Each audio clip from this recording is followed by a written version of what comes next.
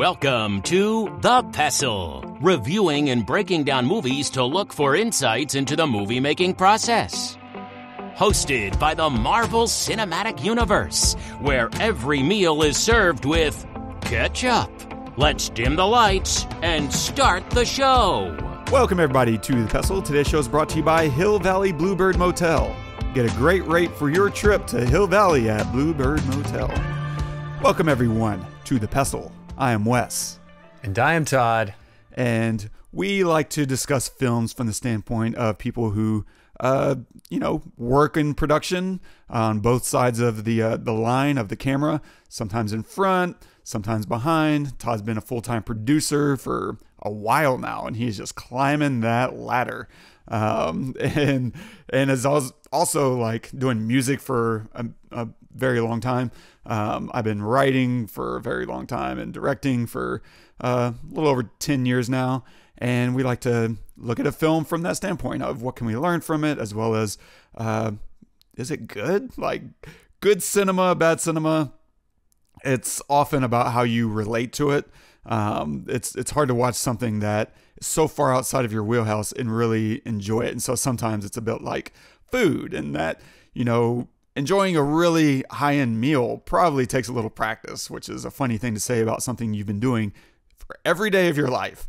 And yet your palate does need to adjust to certain new tastes. And that's always a bit of a process. But some things, and so we covered Fury, I don't remember how long ago. Time with this show is a bit of a flat circle. And so somewhat recently, but in that episode, because it's about World War II and, you have the fight in Germany. And so I was just curious, and I put out a call to our German listeners to let us know, like, what's it like as a German, watching World War II stuff that America pumps out like it's the cure for cancer. And so, because I didn't know, I was like, what's that experience like? And we had, a German listener reach out. They asked to not be named or quoted, but the gist of it was, doesn't bother them. Like they think it really has a lot to do with empathy. And just if you have that level of empathy, then you can watch and engage with that stuff without feeling, anything personal about it. And they said that effectively they watch it the same as you and I.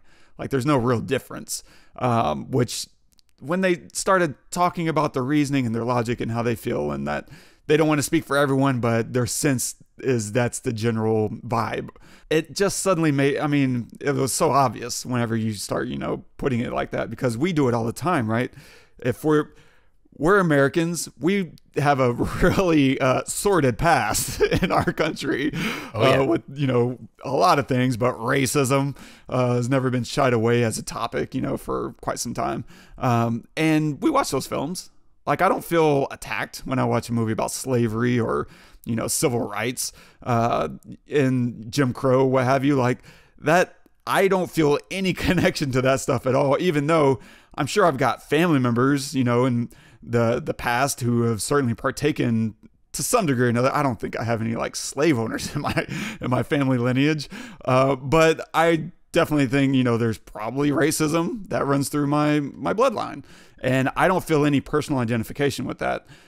These are just two separate worlds. That's not the world I grew up in, or was born into. And so there's an emotional divide that allows me to watch those films without feeling anything other than what you're supposed to be feeling while watching those stories. And so it just suddenly made sense.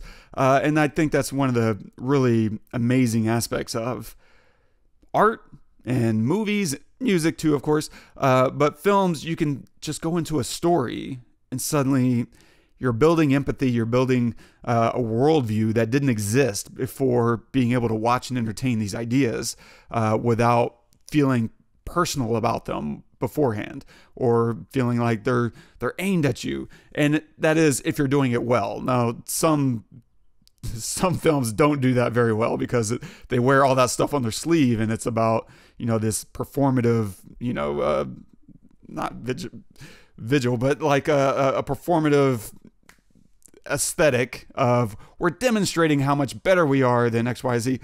Like it's not offensive in the sense of I feel attacked. It's offensive in the sense of this is a boring story, because you need to complicate it a little bit more. That doesn't make it so easy to find.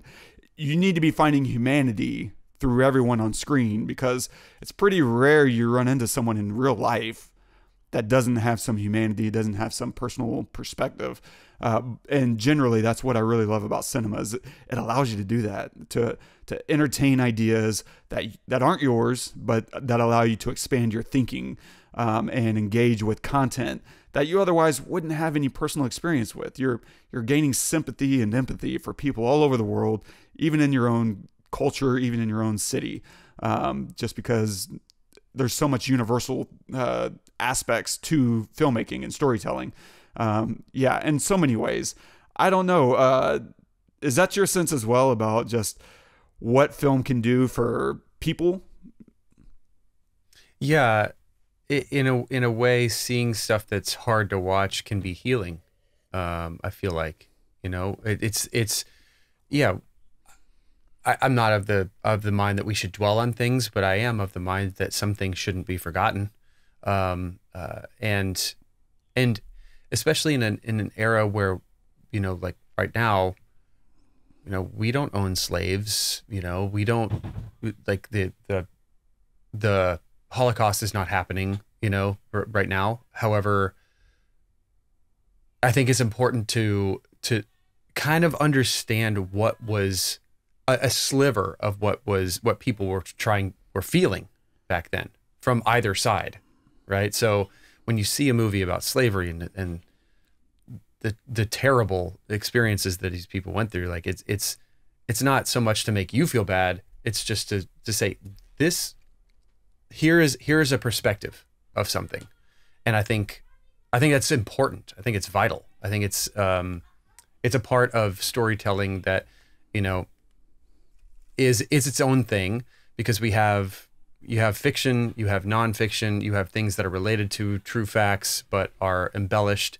That might be why Tarantino gets a lot of heat, though, because he takes that whole, hey, remember this, and he takes it to a whole nother level where I think people just feel uncomfortable, with it. And I think that's his goal in a lot of ways. It's like you should feel uncomfortable. I'm going to put you in this place where you feel uncomfortable in your skin, and then you can leave and do with it what you will, and what other medium can do that, really? That's so true. And you're right. Just because there's not a Holocaust in Germany happening right now, doesn't mean there isn't something that you can learn from that. And the more honestly you depict some of these characters, whether it's slavery or, SS, it's important to give them that sense of humanity, or else the bigger lesson is going to be lost about how that's within all of us. All those things are within all of us. And if you don't recognize that, if you don't say, these are things I am not incapable of doing, then you can then fall victim to it. It's so much easier to just, point your finger and say, there's evil over there, without being able to say, here's my vulnerability. Here's how I could get pulled in, because this person, who's a very reasonable, loving person, they have a family, they have kids that they love. They don't let their best friend get hurt, not on their watch. And yet they're over here in another scene being a racist, or being, a slave owner or whatever. Like, you need to see those human aspects just to realize these are things that we're all capable of. And the more I can recognize that, the less I feel able to not recognize those things whenever they happen, or they're creeping on me. If I can recognize, how good people can go wrong, then I can recognize how I could also go wrong, I think is what I'm trying to say. Today we are covering The Bourne Identity, which has nothing to do with that conversation, but that's okay. So if you haven't seen this film from 2002, please pause this episode, go watch it, because we're going to spoil a bunch of stuff. We'll look at some of the cinematography, camera work, lighting, as well as some of the sound design and editing and other such stuff and things and stuff. And a quick synopsis of the film. A man is picked up by a fishing boat, bullet-riddled and suffering from amnesia before racing to elude assassins and attempting to regain his memory. It's directed by Doug Liman, screenplay by Tony Gilroy and William Blake Herron. It's based on the novel by Robert Ludlum. It's cinematography by Oliver Wood, featuring Matt Damon as Jason Bourne, Franka Potente as Marie, Chris Cooper as Conklin, Brian Cox as Ward Abbott, Adewale, Akinnuoye-Agbaje as Wombosi. That's the best I can do. Julia Stiles as Nicolette/Nicki. Way better than what I would have done. My God. Ooh. Well done. Nice. I'm not making this up. These are real.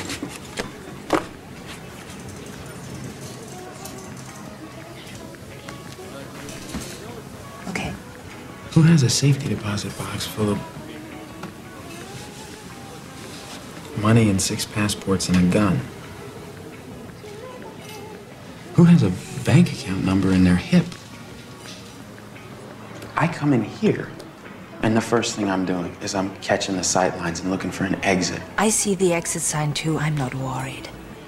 I mean, you were shot. People do all kinds of weird and amazing stuff when they're scared.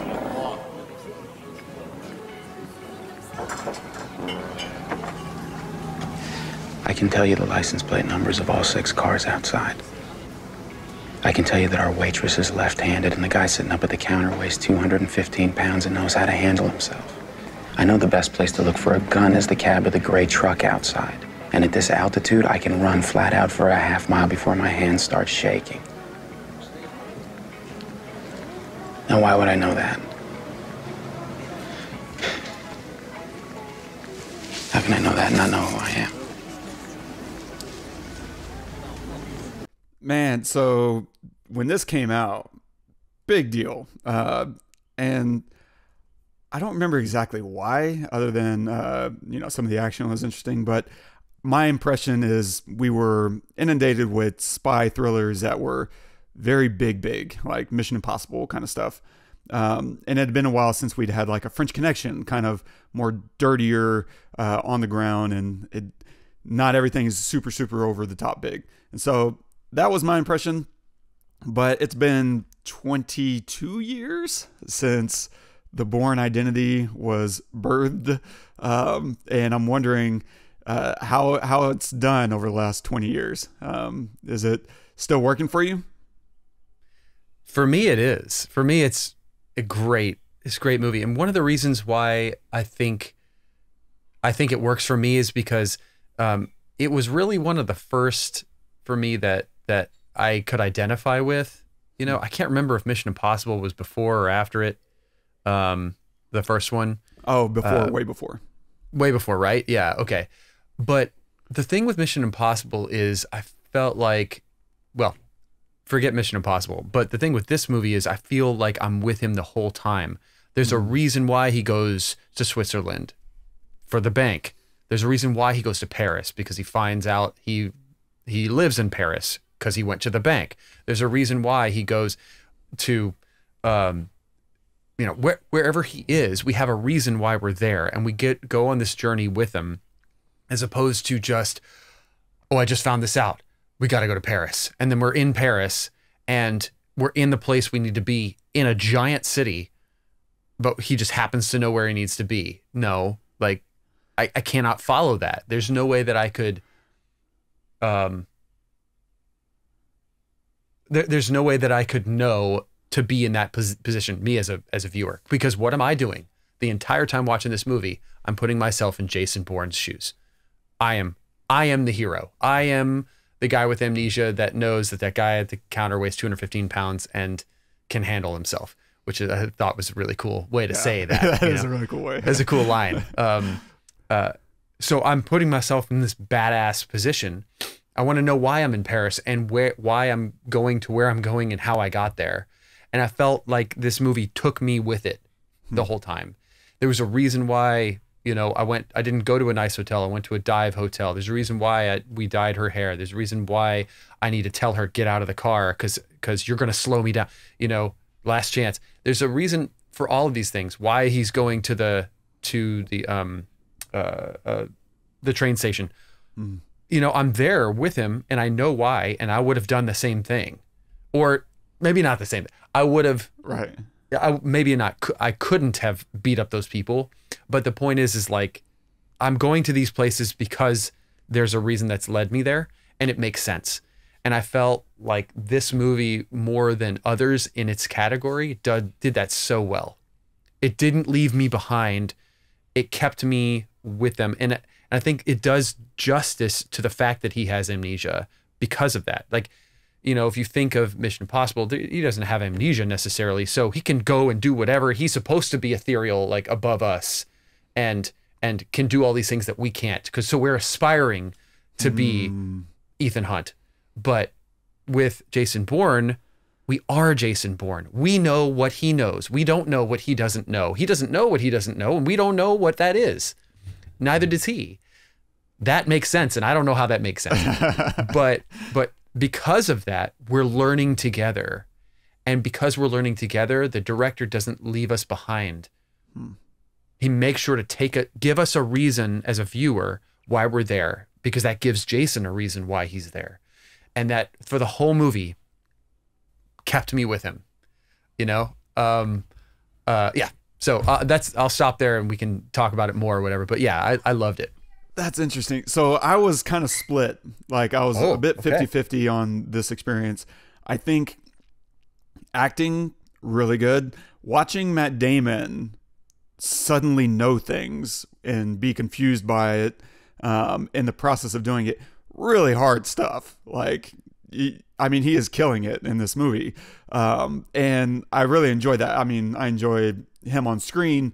And I thought him and Franka Potente are fantastic together. And I think the pacing I thought made a lot of sense. This is a 2-hour film, and you can't speed that up. You can't speed up any of this, or else it's going to get really, really corny really, really fast. You know, you need these moments of him trying to figure something out, or just being a little lost. And that just takes time. There's no substitute for that. You really just need time on screen for some of those things to really develop. The things that I wasn't as big fan of is all the stuff happening at the CIA headquarters. That felt a little cliche and derivative, and just like a bit of overacting there. And it's funny for me to look at Brian Cox and Chris Cooper, who are some of the greatest actors ever. And I've never not liked seeing them on screen. But watching, you know, Chris Cooper have to breathe life into some of those lines and to, you know, fill up scenes, just was brutal. It was really, really hard. I could see that. Yeah. Right. Like, and then I did have those moments. There were those moments, and it probably didn't help having these like 75-pound computer monitors filling up the screen. Well, it's 2002, you know? I know. Like, forgive him a little bit. And then at one point he says, you know, after they assassinate, what's his name? After they assassinate, Wombosi. No, Conklin, I guess. After Chris Cooper at gets the very killed. end, yeah, the very end, and then Brian Cox says, "Shut it down." They don't ever shut it down. It's 24 hours a day. They don't turn off the computers and now it's over. You know, I don't even think in 2002 they did that. You know, but when he said that was a moment where I was like, "Oh, come on, man, you're not gonna shut it down." Whatever. I know he probably meant Treadstone, but no. Anyway, no. And then, so that was a part of it. You know who I really liked in here, though, that she didn't have a lot of screen time, but Julia Stiles I thought was fantastic. Yeah. Oh, yeah. And it was nice because in this era, she was always playing the cute girl and very lovable. And here, I mean, she's still going to be cute because that's, you know, her, but it felt very buttoned up, and her character made sense to me of how she got there. She's the low person on the totem pole. She's doing all this grunt work, but it's not dumb work. Like, you need some intelligence. And she's kind of discarded by Conklin at one point, right? Like, I could send Nicki to do that. And I mean, so I like how she's treated in the film, and yet, you know, she carries an air of, I'm not nobody. I'm paying my dues, and I will rise through the ranks. And for how little screen time and character development they give her. Like, I feel like she develops a lot. She's doing a lot within that tiny bit of margin. And it's really, really impressive, her performance there. The other thing that I didn't like, though, it was iffy. It was here and there. Was some of the sound design was not great. Like that first, the most famous fight sequence in here, right, is the window. The guy comes bursting through the window, and you're hearing these like very 80s kind of. Oh yeah, and it sounded like the Jones from Police Academy was had a mic. Yeah. Bang, pow. It was just so clunky. I couldn't agree more, man. Like this, I think, half the film could probably do with a redesign on the sound, just to make it feel like that guy gets his arm crunched back, and it's just like. It's like, no, come on. I need some bones, some snapping. Like, I should be wincing way more at that sound effect. So there was a lot of cheese in some of the sound design. Not all of it, because they do some really smart sound design for sure in like the big chase sequence. Whenever he does tell her like, this is your last chance, and then he gets going. That whole chase sequence is like screeching tires and brakes and gas revving the engine, sirens.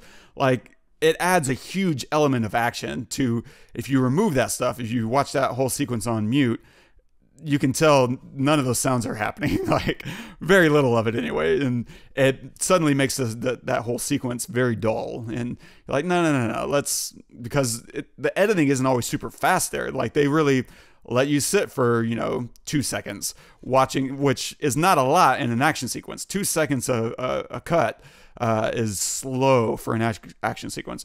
And they'll let, hey, we're going to watch this car jump the curb and ride up the sidewalk for, a couple beats. And then we're going to cut around and we'll jump here and there. But the sound design really carried that sequence a great deal. And just some really nice wide shots mixed in with some really nice close shots. I mean, it's edited really, really nicely, but, a lot of the editing gets into this jumpy style, where within a scene, you're just kind of cutting away to cut away again. And I think part of it's necessity. And if you're going to be generous, which I try to be, I think it also kind of plays into the memory fragmenting concept of Bourne trying to remember things. And so the more you can jump around, I think it plays into that. Though I wouldn't say that was super intentional. I wouldn't. Yeah. But if I'm being generous, that's the way I would look at it. But it does give you a sense of energy, and a sense of danger whenever you don't know necessarily where the next cut's going to take you. And so it's a good mix, though, editing wise, of they'll do that for a sequence, like we're in CIA, and to give it some life, they're just jumping around all over the place. But then whenever Jason is running around the city, they'll do some really nice slow shots walking down the street. And what's he looking at? Oh, he's seeing that. And they take their time. So it's a healthy mix so you don't get exhausted like they do in the sequels. The sequels are borderline unwatchable. And it's crazy to think they said, oh, you know what we kind of did, on the first one? Let's hit a few lines of coke and just really ramp it up. Let's just take a bowling ball and put it on the edit key and let it run. It's crazy. Like I think I've only 3 times in a movie theater gotten nauseous from the style. I think it's the sequel, The Ultimatum. I think is the follow-up. Is that the one where with the towel and the book? Yeah. In the shower. Yes. That fight scene. That's great. I've never seen so much editing in my life. Crazy. And that whole movie, I had to look away a few times just because I was starting to get nauseous. And the other 2 were like Cloverfield, which is just a bunch of handheld. And then I can't really explain this one, but the Lars movie, oh my God, it's the Lars and the Real Girl? Lars von Trier, sorry. Although that's a nice pull, by the way. Ron Gosling. Well done. The one with the moon or the planet crashing into the earth. And Melancholia. But otherwise, like, this movie does it so well. Bourne Identity knows when to use those moments because you never really lose track of anything. They do it adds energy, and you also get a sense of the geography of the room. So they do a great job of quick cutting without losing the audience. And this was just the way to do it. Whereas that scene you talked about with the cheesy punching sounds is a great fight scene. That's why I didn't call it out, because I love that scene. That's one of the first times, not the first time, because the first time is when he's in the park and he beats up the cops. But this is the first time he's really challenged that I remember, I think. And we're in a big room. We're not in a tight space. We're in a big room. You know, the guy comes at him. He does a move, and we see the results from that attack. And then they back up again, and then they go at it again and see the results. It's very fulfilling in a way, you know, where you know, he tries to get a hit in, and we see what Jason does, and we're learning with Jason. I think Jason's probably like, how the hell can I do this? But he's doing it, but we take our time, and it's like a breathable space. It's a breathable edit. It's fantastic. Anyway, yeah, agreed. Great point. Completely agree.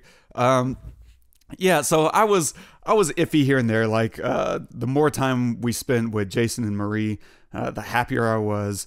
And especially, I mean, we get into, is that her brothers? Is that her exes? I forget where we end up in that house. Her exes, I think, probably. It felt like. Yeah, there was definitely some awkwardness.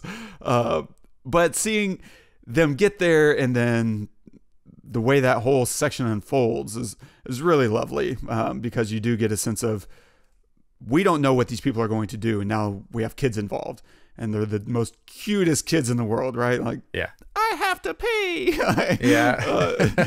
And there's some relationship dynamics that are happening, and then, you know, when Jason suddenly realizes something's not right, get underground, all of that goes away. It's like, once again, his cover's blown, so to speak. We don't even know what his cover really is, but now we just know that danger's here, and we don't want it to be here. What I don't like about that scene, and this might be a writing thing, I don't know why the sniper guy goes into the field. Like, he gives up his position and goes into this field where he's now vulnerable.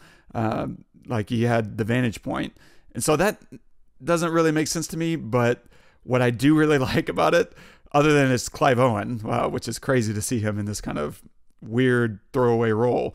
But what I really love about it is whenever he gets hit with that shotgun, I love the effect there.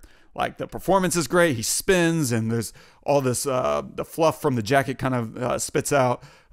It's just a beautiful little sequence that makes me feel like, oh, that hurt, and well done. Like, you get a good sense of the cat and mouse that's being played there. But largely, I mean, I don't know. Look, I agree. That sequence we played about, you know, Jason knowing all the exits and license. I would be the worst spy in the world. I wouldn't see any of that. You can't even recognize faces. If I shave, you won't know who I am. You freaking kidding me? And he would be like, yeah, I know where every exit. And I was like, there's exits here? Like, yeah. We can leave? We can go? Terrible spy. Yeah. But yeah, and so I don't know why a sniper would go into the field. Maybe there's a really good, smart reason about that. But I do love that cat and mouse element. I love him having that conversation, putting Matt Damon and Clive Owen together in that kind of scene. Perfect. Because I buy into, like, Jason's really trying to get some information, and this guy is just, like, done with it all. And he's having this final seconds of someone who might be able to understand him, and he's just in his own little world. Like, it all kind of plays really well together, I think, because of the performances, not necessarily because of the writing, which is solid. Tony Gilroy, he's one of the best screenwriters, as time and time again he keeps proving. And yeah, I don't know. So I say all that, you know, and I think I mostly really, really like this film. I don't know that if it's necessarily because of the era and my nostalgia, or if someone were to watch this today and they would get the same level of engagement. But I think a lot of it has to do with what you said too, like watching Jason wrestle and just piece by piece go through this trail.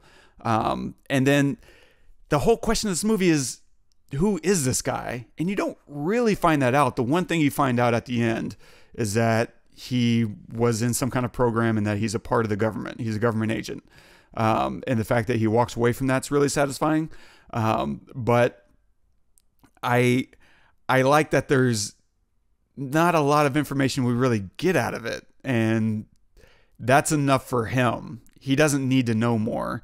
He's like, if that's all this is, then fine, just leave me alone. I'm trying to walk away. That's a crazy arc to just go through this whole thing. He's not really that much wiser from it, but he gets just enough information to know, I don't want to be a part of that. I'm leaving whatever that is behind, and I'm okay with that. That's kind of satisfying in and of itself. I think today we might push it too much. That might be like the halfway point, right? And you try to push that a little bit further of, well, what else can he know? And how, can he take down the whole program? That was never really his goal. He didn't know about a program. He didn't even know what Treadstone was. He thought it was a person at one point. He was like, yeah, I don't know. What did you make about that whole plot line being resolved with, okay, I'm good and I'm walking away now? I mean, yeah, sure. He doesn't want to be that guy anymore. He even said it. It's not me. That guy is dead. And if I even, he said that to, what's his name? He said, if I even think that you're behind me, I'm going to come after you full force. He doesn't want to be an assassin. When he found that out, it was like really traumatic for him, for her too, obviously, because she didn't know who he was. But for him, that's not who he is. And we don't really fully know that as viewers, I guess, until, first off, when we see the flashback of him not killing, assassinating the guy because of the kids, but then especially when he gets a chance to save the family, to save the kids, in the scene at the ranch. Which, by the way, I want to say that I love that scene. I agree with you. I don't like the field scene, but I do, because that doesn't make any sense to me. I was watching it thinking like, where's this field coming from? Why are they not staying in the trees? Like, that makes sense. But just being an onlooker. Well, first off, they didn't use night to block anything. We're in the middle of the morning daylight, right? So you cannot hide, right? So I thought that was like really, really aggressive. Like, that was really awesome that they did that, because pretty fresh. I think now, so nowadays they would have done it at night, and all that stuff. So that was cool. Also, his just immediate calm reaction made me feel safe. At like I was one of those children, like, he's like, don't worry, it's not going to happen. Like, she's worried about the kids. It'll be fine. Or what? I don't know what he says, but when he said it, and this is the acting of Matt Damon, who honestly is one of my favorite actors. Like, the guy is just so good at everything he does. I always believe it. I've never seen a movie with Matt Damon in it where I'm disappointed ever. I mean, maybe the movie sucked. Right. Not him. When he says that's not going to happen, I 100% believe him. And I'm like, okay, well, how is he going to do it? And that becomes the interesting thing, how he does it, not whether or not he will. And in a movie where it's like, super suspenseful, sometimes that's fun and okay. So anyway, really, I forgot what I was saying. What were we talking about? No idea. But you're right in terms of the doing it in the daytime is really cool. And I think that's one of the things I really loved about the lighting of this film, is that they're constantly doing this broad general lighting, what I would think is 360 lighting. And 360 lighting just being a term that says you can basically point the camera anywhere and you're not going to get your lights into the shot. And so it allows a lot of freedom, like the actors can move around, the cam op can move around almost anywhere. Oftentimes, if it is actual 360 lighting, then you really can, move anywhere. But even at worst, okay, maybe you can't necessarily move anywhere, but it only takes a couple of minutes to flag a light or to turn one off so that you can get the lighting that you want. And so it's very fast paced a shooting environment, which is, to me, very satisfying for an actor to be able to constantly stay in the headspace and to stay connected to your blocking so that whenever you're ready to do your next take, it hasn't been 45 minutes, setting up a dolly. So between takes, that's insanity. And so this kind of lighting is more fun. And I like the look. It's not always super soft, and it's feels very lived in. It feels very organic to the environments. Same thing with the in the cab at night. Like there's I forget where they're going. I think they're looking for a new location, and you have a choice. Like, how do you light the interior of a back seat? That's always going to be a hard decision. At night, where's that light coming from? Do you light it through the city, right? And then you maybe motivate a little light on the outside of the car, or do you motivate the light interior, right? A phone or the dashboard. Is the dashboard, motivating the light to the back seat? It's a bit of a strain. And so the way they did it was the dome light. They made it feel like there's a dome light on the inside. There probably wasn't. I would imagine they probably had like a stunt car where you either remove the roof or you have a hole in the roof, or you're creating some kind of lighting scenario that allows you to not have a driver, and you now can push a light just up there, flag a little bit, and like that's always a choice, but it just allows for so much more movement for the actor. I love the lighting in here. Even the way they grade it, which I wonder if this was an actual color grade or it was more of just washes, but the shadows throughout the film are nearly crushed. Like they're not completely, crushed into the black, but you do keep the faintest detail just on the toe of the curve. It's barely there, but enough to give you a sense of there's something happening in the shadows. I think it's beautiful, and it plays into the style of the film perfectly. A lot of wide angles. Like, man, I really enjoy this film, just from the cinematography aspect because of how much it contrasts with what everyone's doing today. Everyone's doing these big soft boxes just out of frame, and everything's super soft, and it's very boring and tedious to me. And it's this kind of stuff that I really don't want to do anymore. Whenever I get to watch something like this, though, I'm like, yeah, you know what? This feels real, and it feels like we're watching someone in an office. And this is the way office lighting kind of looks. And it's not 100% the way offices look, but it's close enough that you don't feel like it's a movie set. And that to me is really cool. And the great use of, I'm not a fan of like gimbal work, but here they do a great use of like Steadicam mixed with handheld, so that whenever you move to handheld, it doesn't feel completely divorced from what you were doing before, because the Steadicam also kind of has this not wobble to it, but it's uneven, and it just kind of swims a little bit here and there, and that's just enough so that whenever you suddenly move into handheld, which when he gets to fighting, man, we are all about it. And it mixes really, really nice. I enjoy it. Like when we're on the ship at the beginning, they're not handheld, but they're going, I want to say it's probably Steadicam, and they're doing a lot of nice swimming, and you're just kind of imitating the current, right, of the underneath the boat, and it fits, even if some of that stuff is just at dock. Like the camera work alone makes you feel like you're at sea, so that whenever you do those wide shots at sea, it all intercuts really lovely. Like I think they just did such a terrific job. Oliver Wood, who is not a name on the tip of my tongue, but I'm curious to see some of his other work, and especially because Doug Liman, this is his second film after Swingers. He did Swingers, and then he did Go, And Go is basically Swingers Part 2 in terms of style. It's not this. So it kind of blows my mind that Doug Liman went from doing those kind of films to Bourne Identity, which then gave him carte blanche. Like, he made Bourne Identity, suddenly, what do you want next?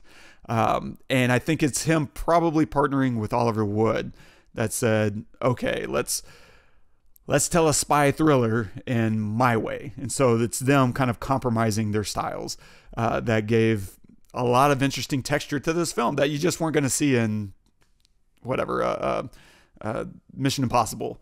Like, Brian De Palma doing that first Mission Impossible, which we should do at some point. We should. I was just going to say that. Yeah. Right? Like, those are highly polished. When we go Dutch. And it's just very locked in. This feels very wishy-washy. Like, we're going to shoot over here. Let's shoot over here and we'll figure it out later. Like, we'll fix it in post was probably like on placards around the office. And it works. You know what? Like, they knew what they were getting on the day, and they knew that, you know, the style was going to be frenetic at points. And so as long as we know what we're seeing in the frame, it'll cut. Just make sure we know what we're seeing in frame, and how that'll board around it. Otherwise, don't get too precious. And it works for me, man. I really enjoy it. Yeah, so I want to jump just real quick into some of the story and writing, because this is the last bit I got. There's like 3 big plot lines that are happening, right? You have Jason and Marie, you have Wombosi, which is somewhat of a subplot, and then the CIA. And intercutting with the CIA is really nice because it allows us to jump in time and allow Jason and Marie to travel. There's only so much we want to sit with them in a car, and before you feel like, did they really get to Paris just now from Switzerland or wherever? Like, you need to cut away to give them time to advance. And doing that also allows us to get an idea about the reality of who Bourne is. So we're getting hints, but we're not getting enough information. We know they're after him, but we don't know why. And so this is helping us piece together a little bit of Jason as he's piecing together a little bit of stuff, without giving us so much information that it becomes boring. We still have questions that we need answered. Okay, but they want him, but why? Oh, now they're setting him up. They're killing Wombosi and then blaming it on Bourne. But why? And you just slowly piece together, there's, you know, miraculously, I can't believe there's some, you know, United States nuisance happening here. Like, they're acting out of pocket. I can't believe the U.S. would have a program like this, that kind of thing. Of course, it's completely in keeping with foreign policy. But then also there's this really nice segue that allows us to fill in that Jason's in danger, which is that whole sequence of activate them all. And then we have this montage of agents being contacted and prepping to put Bourne in a body bag by sundown. So now we're anticipating an attack, so that whenever this guy randomly comes through a window, it's not random. Without all that stuff with the CIA, we don't know why. It feels really weird for a guy to just burst in with a machine gun shooting through a window. But once you start anticipating, like, oh, there's agents coming up online, you begin to you're waiting for it now. And then when it happens, it's like, okay, finally, you know, I can breathe, and the tension kind of goes away. And they do a great job with tension. Like, I think maybe the most tense I get in this whole film, other than that guy pulling a pin out of his knuckles, which is so gruesome and beautiful. Like, awful. What a great, like, a moment to really pull the audience in, because anything in Jason's hands is a weapon. But the most tense I probably get is him on that rickety, rusted out fire escape. And then climbing down. Like, that's a beautiful little sequence. And every time I watch that, I get like, the vertigo. And I'm like, oh God, don't slip. That thing is not going to hold you. Like, great job. All of it. The editing, the sound design, the acting, all of it just perfectly plays, and it's slow. They take their time. They don't rush it. God, I think that's just a beautiful sequence, soup to nuts. And then the other thing that I really appreciated, and I've mentioned it half a dozen times at least, which is the rule of repeats. Tell us the plan, then subvert the plan. There's only two ways to do this. If you tell us what's going to happen, that can't be what actually happens. Or you can not tell us what's going to happen and then surprise us. Either way, you need to surprise us. And here, the way they use it is Hotel Regina. He's going to have Marie go in and count her steps and mark out all the exits and tell us who's all in there. And then call him, he's going to call her and he's going to walk her through how to get what he wants. And it's all this big complex details, and he's getting freaked out, and it's kind of raising the tension a little bit with what's happened. And then she's tapping on the glass. She's like, yeah, I just asked for it.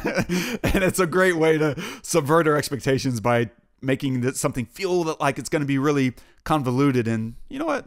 It was easy. I'm cute. And so I use that. Oh yeah. Good thinking. And it's a beautiful use of just raising our expectations and subverting it with something, simple and clean cut. Yeah. Yeah, man, it's a really fun ride. I like how it ends on the beach with her running a restaurant / scooter store. Why not? Yeah.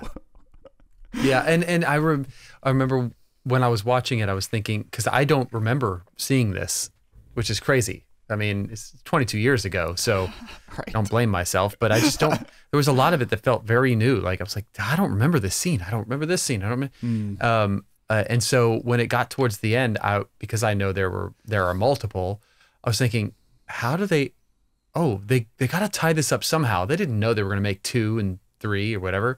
So they got to tie it up somehow. How are they going to tie this up? Huh. Interesting. So I expected them to tie it up because I don't think that they knew they were going to do, sequels. And so I was just wondering, and I felt like that was perfect. Imagine if this was its own, it lives as its own film. There's not a sequel. There's not a, whatever. It just is what it is. That's exactly what I want for Jason, is that to live in Majorca or wherever the hell they are, selling scooters with her, finding her. And I love that he said that you're a little hard to find. He's like, nice store. It's hard to find, but after everything after as badass as we know that he is, she's hard to find. Shows how badass she is too. Yeah, that's true. I loved it. I absolutely loved it. I thought it was great. And then we hear that music at the end, that timeless, Jason Bourne music, which I don't know. Is it Moby? It sounds very Moby. And especially Moby, right? In 2002, that'd probably be Moby, I would not be surprised if Moby wrote that, that piece of music. But yeah, no, absolutely. I don't know. I love this movie. I really do. I feel like it's a staple for anybody who wants to get into either spy films or anything like that. And it's based off of not a true story, but like an actual occurrence of a guy who got amnesia. He just woke up one day, didn't have like a piece of trauma. He just woke up one day and didn't remember his life. Whoa. And didn't know where he was. And he started a whole nother life. And then he opened a corner store or something. And 3 months into owning this corner store, just happened to remember his old life. Yeah. And he was like, how the hell did I get here? Yeah. So, and that's what the story kind of started as. And then, I'm sure they thought, well, let's make it more interesting and make him an assassin who didn't remember that he was an assassin. How cool of a story is that? Really? So anyway, I just love it. Matt Damon is irreplaceable. He's a national treasure to me.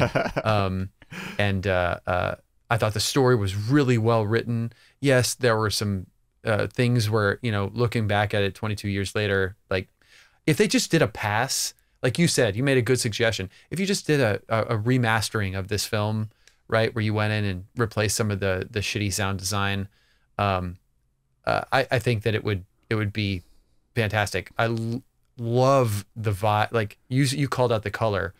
Love the grading on this film. It's obvious they shot on film. Yeah. Anytime you watch a movie shot on film, it just feels different. It's the same thing as listening to music that's on vinyl instead of like on Spotify. It just has a warmth and like color to it that you can't, you know, even with like plugins and stuff, I just really don't think is the same, you know? And it's not the same, especially for this era, because you punted less to post. Like now, I think they preserve a lot of detail in order to decide what their look is really going to be in post afterwards. Whereas here, they had to go in with a game plan of what do we want this to look like? Because a lot of it's going to be baked in.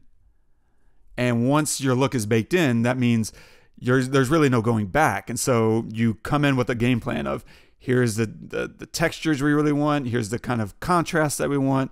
You know, we're going to make sure that the color palette is very clearly declared. And that's why a lot of the filmmakers that are big now are still doing those things. Wes Anderson is still deciding what his color palette is very, very strongly beforehand.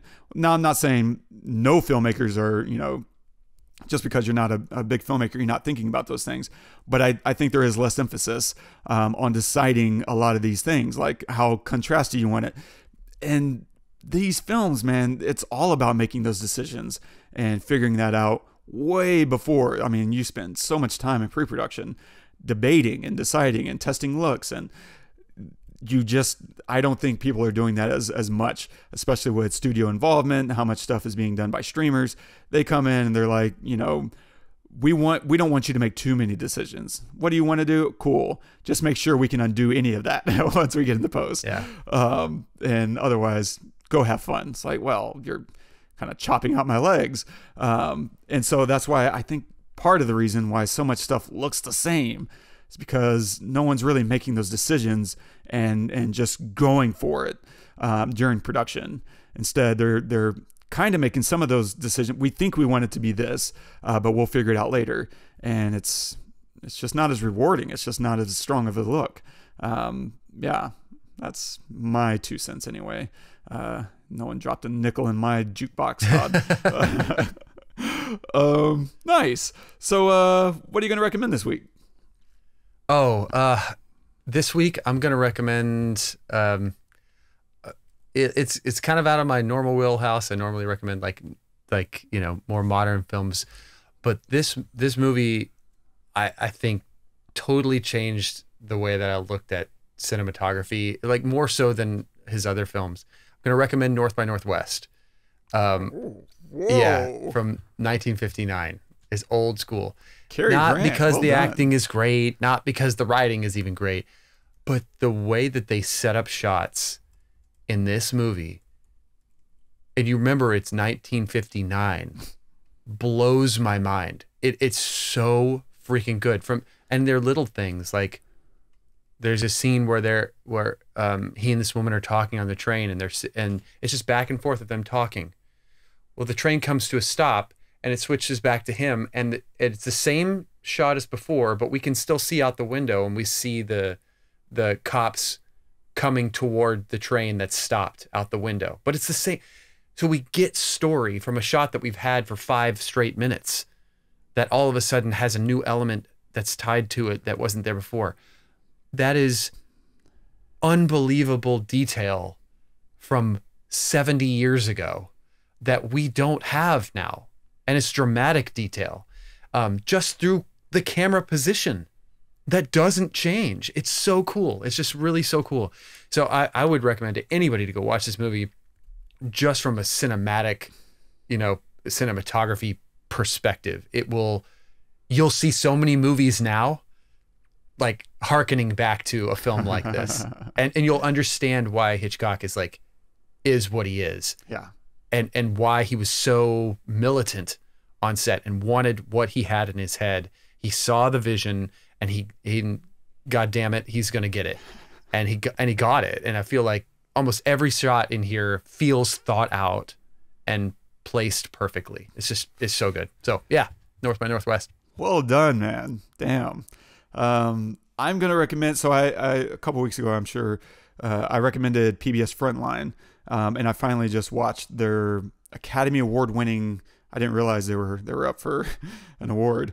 But they 20 Days in Mariupol, about the invasion in Ukraine. And It's okay. Brutal. I mean, I probably only really looked on maybe like 35-40% of it. Instead, I kind of watched it out of the corner of my eye, listened, because it's in part English and in part, I don't know what that language would be, Ukrainian or Russian.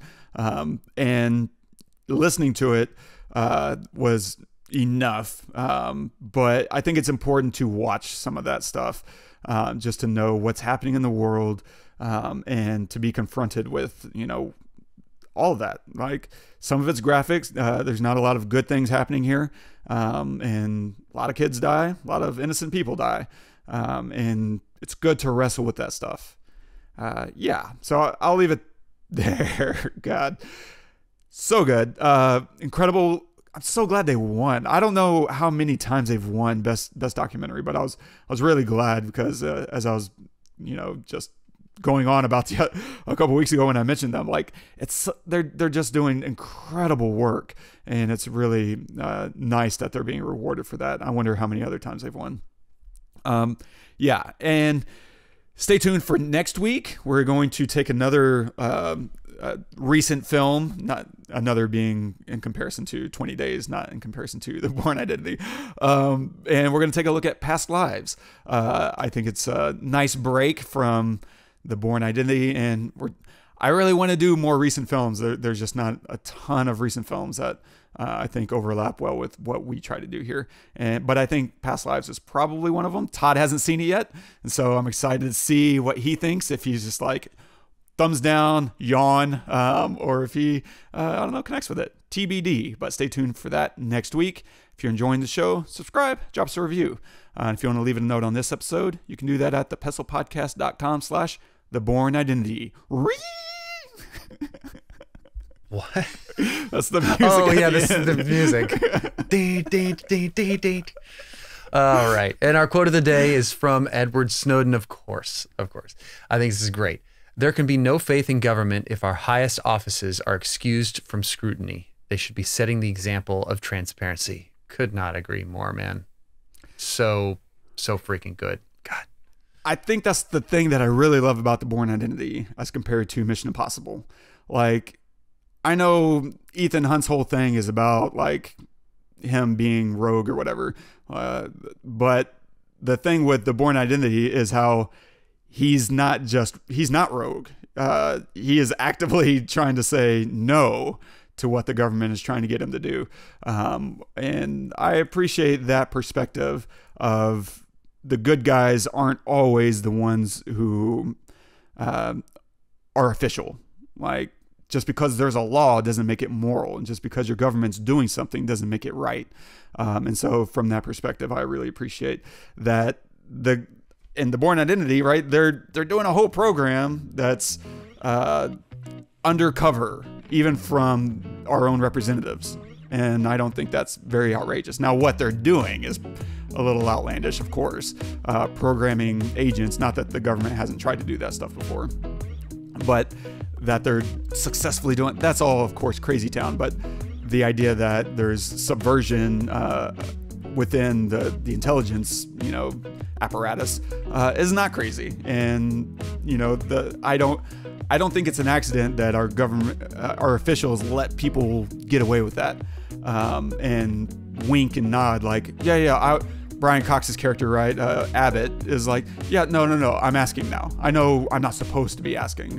And that's their whole wink and nod relationship between Conklin and Abbott. And now he's like, no, I'm asking now. Like, I don't know. I love Edward Snowden. I love this perspective of, you want us to have faith in you, you need to be completely transparent and not above scrutiny, which is just so upside down from the reality. Yeah, I don't know. Yeah, just word salad, all that. Awesome. Well, I had a great time. I love this movie. Nice. I think it's a staple. Everybody should see it. Yeah. I had a great time talking to you about it, and hopefully you guys have had a good time listening. And maybe you agree, maybe you don't. Love to hear it in the comments. Please subscribe, review us wherever you can, share us with your friends. It all helps. It all makes a difference for us, and we love hearing from you.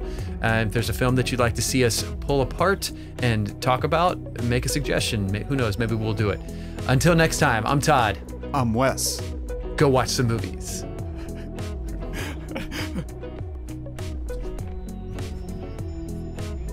Oh, where's the...